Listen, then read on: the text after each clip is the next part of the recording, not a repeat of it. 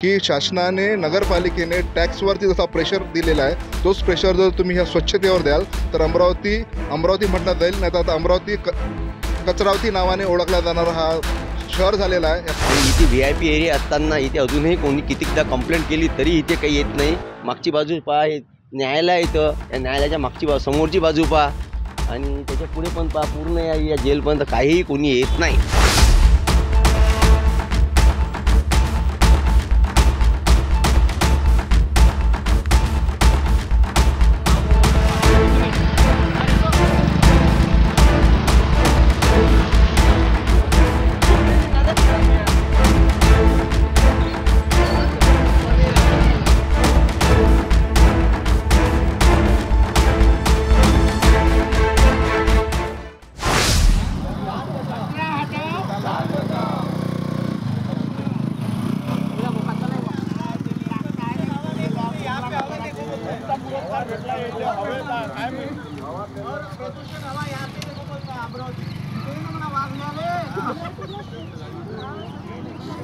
नारे द्या ना, नारे आवाज आला पाहिजे ना, कचरा बंद झाला पाहिजे।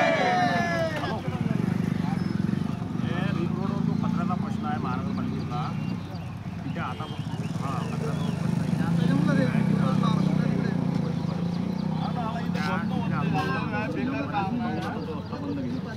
आम्हाला पण सांगितलं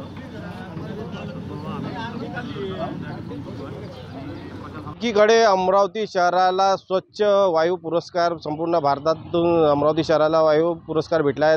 त्याचप्रमाणे आपण बघू शकता की अमरावतीत कचऱ्याचे जे ढीग आहे, कचऱ्याचे जे पहाड बनलेले आहेत ते अजूनपर्यंत संपलेले नाहीत। 2 दिवसाआधीच अमरावती शहरात रस्ता रोको आंदोलन केलं होतं या कचऱ्यासंबंधी, तरीसुद्धा प्रशासनाने अजून कुठलीच दखल घेतलेली नाही। आपण बघू शकता हा कॅम्प परिसरातील VIP एरिया आहे आणि इथे मोठ्या प्रमाणात कचऱ्याचा ढीग इथे आपल्याला आपण बघू शकता। या कचऱ्यामुळे विविध प्रकारचे रोगराई पसरते आणि मच्छरांचा प्रादुर्भाव वाढतो। या ठिकाणचे काही नागरिक पण आपल्यासोबत आहेत, जाणून घेऊयात त्यांना काय समस्या आहे या कचऱ्यांबद्दल। मी प्रशांत माळीवाले, अमरावती शहराचा नागरिक आहे।